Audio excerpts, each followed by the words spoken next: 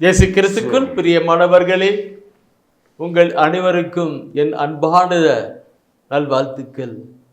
இயேசுவின் திருப்பெயரிலே voice of God நிகழ்ச்சி நமக்கு ஆசீர்வாதத்தின் நிகழ்ச்சி. ஏனென்றால் அவர் நம்மோடு கூட பேசி வழிநடத்துகின்ற ஒரு நிகழ்ச்சி. இப்பொழுதும் ஆண்டவர் தன் தூய ஆவின் வழியாக தருகின்ற வார்த்தையை நாம் சிந்திக்கலாம்.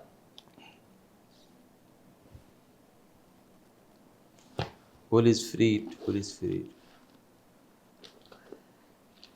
தானியேல் ஆகமத்தில் 2ஆம் அதிகாரத்தில் 21 and 22 அந்த பின்னூட்டு வசனத்தை காண்பிக்கிறார். தானியேல் 2ஆம் அதிகாரத்தில் 21 பின்னூட்டு வசனத்தை அவர் காண்பிக்கிறார். ஞானிகளுக்கு ஞானம் வழங்குபவர் அவரே, அறிவாளிகளுக்கு அறிவை அருள்பவர் அவரே, ஆழ்ந்த மறை பொருள்களை வெளிப்படுத்துபவர் அவரே, இருளில் உள்ளதை அறிபவர் அவரே. அதில் ஒவ்வொரு வார்த்தைகளையும் கேட்கும்போது உள்ளத்தில் ஒரு பூரிப்படைகிறது. ஞானிகளுக்கு ஞானம் வழங்குபவர் அவர், அவரே, அறிவாளிகளுக்கு அறிவை வழங்குவர் அருள்வர் அவரே. இல்லைங்கள அறிவர் அவருக்கு. அடுத்ததுக்கு அந்த ஆழ்ந்த மறைப்பொருள்களை வெளிப்படுத்துவர் அவரே, இருளில் உள்ளதை அறிய செய்கிறவர் அவரே. இந்த கருத்தை நாம் பார்க்கும் பொழுது தானியேல் ஆகமத்தில் தான் நாம் எடுத்து படித்தோம். தானியேல்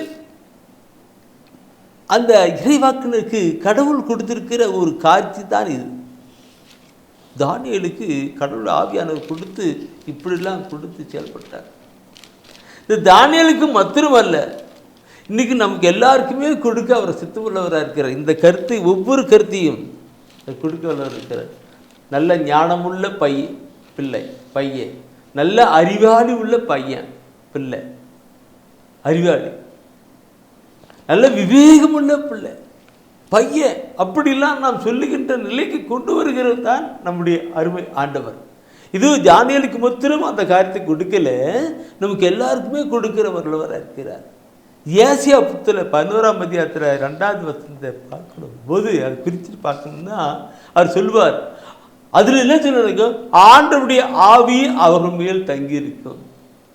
ஞானம், அறிவு, ஆற்றல், நுண்மதி, விவேகம், கடவுளுக்கு பயப்படுகிற பயம், இவற்றையெல்லாம் அந்த ஆவியானவரே கொடுப்பாராம். நான் நினைக்கிறேன், ஆண்டவர் ஆவி அவர் மேல் தங்கியிருக்குன்னு சொல்லிட்டு கொண்டு வந்து ஒவ்வொன்றா சொல்லிட்டு கடைசியில் ஒரு வார்த்தை இருக்கும், ஆண்டவருக்கு பயப்படுகிற பயத்தை அவன் அந்த ஆவியே தருவன்னு. ஆண்டவருக்கு பயப்படுகிற பயத்தை அந்த ஆவியே தருவன்னு. அப்போ அந்த ஆவி தருகிறது. கடவுளுக்கு பயப்படுகிறது தான் ஞானத்தின் ஆரம்பம், தொடக்கம். வசனம் ஒவ்வொன்றும் சிந்தித்து பார்க்கணும், எவ்வளோ இருக்கு பாருங்களேன். இல்லைங்களா? ஞானம் இப்போ சாதாரணமான காரியம் இல்லை, அது ஞானத்தான் எல்லாத்திலும் மிக உயர்ந்ததாக இருக்கிறது. சரி, இதெல்லாம் பார்க்கும் பொழுது அந்த கடவுள் அந்த ஞானத்தை கொடுக்கிறான்னாக்க முன்ன படித்தோம் இல்லவா, மறை பொருள்களை அறிந்து கொள்ளுகிறது, வரும் காலத்தை குறித்து அறிந்து கொள்ளுகிறது. இது தானியேல் ஆகமத்தில் சொல்லப்பட்ட அந்த கருத்தை அதே தானியேல் ஆகமத்தில் நீங்கள் தயவுசெய்து நீங்கள் எடுத்துட்டு 5ஆம் அதிகாரத்தில் 11-12 வசனத்தை நீ படிப்பீங்களான்னா அதில் ஒரு கருத்தலாக இருக்கும். 11-12 வசனத்தில் கருத்தாக இருக்கும். நான் பார்க்கணும். புனிதமிகு கடவுள் ஆவி நிறைந்த மனிதன் ஒருவன் உமது அரசில் இருக்கிறான்.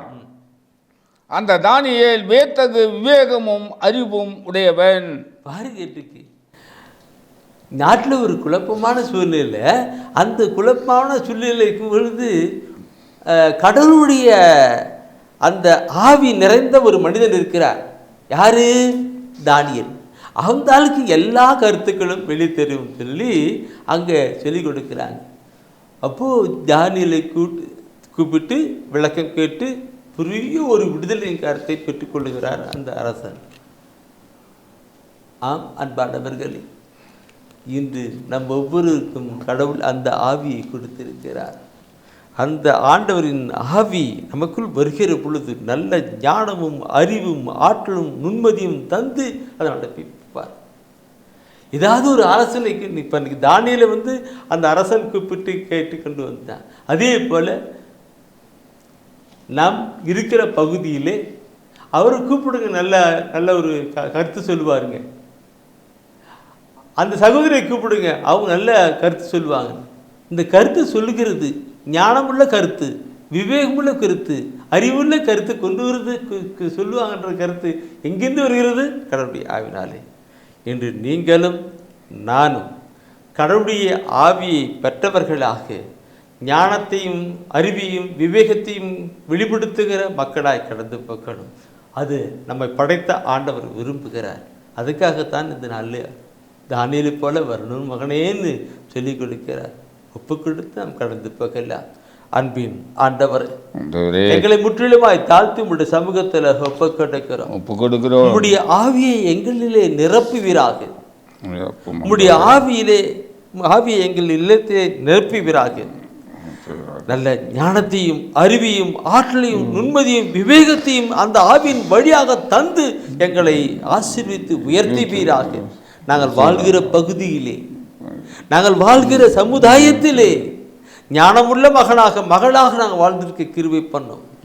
தாழ்ச்சியோடு கூட ஒப்புக் கொடுக்கிறோம். இந்த செய்தியை கேட்டுக்கொண்டிருக்கிற எங்களோடு கூட இணைந்து ஜெபித்துக் கொண்டிருக்கிற ஒவ்வொருவரையும் நிரப்பி உமக்குள்ளாக அவர்களை உயர்த்துவீராக. இயேசு கிறிஸ்துவின் மூலம் பிதாவே, ஆமென். ஆமென். ஆமென்.